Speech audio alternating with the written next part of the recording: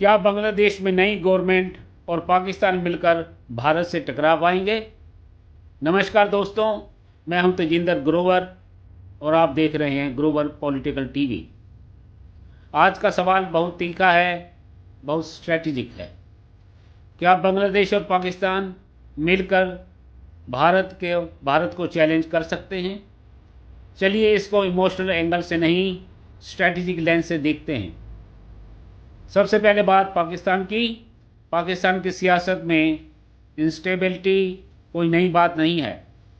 Civil military equation हमेशा power structure का core रहा है। Economic crisis, IMF dependency, internal political division, ये सब ग्राउंड रियलिटी की हिस्सा है। अब बांग्लादेश की तरफ देखिए।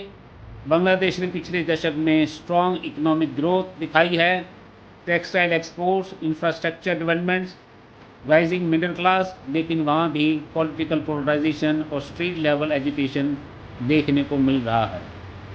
अब सवाल ये है, अगर दोनों देशों में नई गवर्नमेंट आती है, क्या वो मिलकर भारत के खिलाफ स्ट्रॉन्ग जियोपॉलिटिकल अलाइनमेंट बना सकती हैं? थ्योरी में हाँ, कोऑपरेशन पॉसिबल है। प्रैक्टिकलिटी पिक्चर इतनी सिंपल नहीं है। भारत की इकॉनमी रीजन में सबसे बड़ी है। Defence capability, technology sector, global diplomatic outreach, सब स्केल पर काफ़ी आगे है। आज भारत क्वाड का हिस्सा है, G20 लीडरशिप कर चुका है, मिडल ईस्ट से लेकर यूरोप तक स्ट्रेटेजिक पार्टनरशिप्स एक्सपेंड कर रहा है। रीजनल ट्रेड भी एक रियलिटी है। बांग्लादेश के लिए भारत एक मेजर ट्रेडिंग पार्टनर है। Cross border connectivity, power supply agreements, logistics corridors, ये सब म्यूचुअल डिपेंडेंसी क्रिएट करते हैं। पाकिस्तान के केस में सिचुएशन अलग है। वहाँ पॉलिटिकल नैरेटिव ज़्यादा कन्फ्रंटेशन होता है, लेकिन ग्राउंड पर इकोनॉमिक कंपल्शंस काफ़ी स्ट्रांग होते हैं। इसलिए एक चीज़ समझनी होगी, जियोपॉलिटिक्स सिर्फ स्लोगन से नहीं चलती, जियोपॉलिटिक्स चलती है इकोनॉमिक्स से। अगर बांग्लादेश और पाकिस्तान कोऑर्डिनेशन बढ़ाते हैं तो वो डिप्लोमेटिक सिग्नलिंग हो सकता है, लेकिन डायरेक्ट स्ट्रेटेजिक कन्फ्रंटेशन वो कॉस्टली होगा।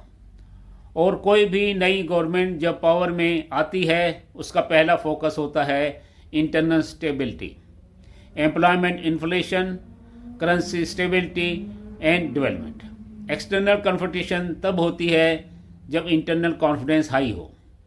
दूसरी तरफ भारत भी पैसिव नहीं है। Neighbourhood first policy, infrastructure, diplomacy, defence modernisation, ये सब लॉन्ग टर्म स्ट्रेटजी का पार्ट है। तो क्या दोनों मिलकर भारत से टकरा पाएंगे? शॉर्ट आंसर है, आप जानते ही हैं, नैरेटिव लेवल पर अलाइनमेंट हो सकता है, लेकिन पावर बैलेंस, इकोनॉमिक डिपेंडेंसी और ग्लोबल अलायंस को देखते हुए डायरेक्ट कन्फ्रंटेशन सस्टेनेबल नहीं लगेगी। आज की दुनिया बाइपोलर नहीं, मल्टीपोलर है, और साउथ एशिया में स्टेबिलिटी सभी के इंटरेस्ट में है। अब सवाल आपसे, क्या आपको लगता है साउथ एशिया में नया पावर ब्लॉक बनेगा, या फिर इकोनॉमिक रियलिज्म सब पर भारी पड़ेगा? कमेंट कीजिए। मैं हूं तेजिंदर ग्रोवर, आप देख रहे थे ग्रोवर पॉलिटिकल टीवी।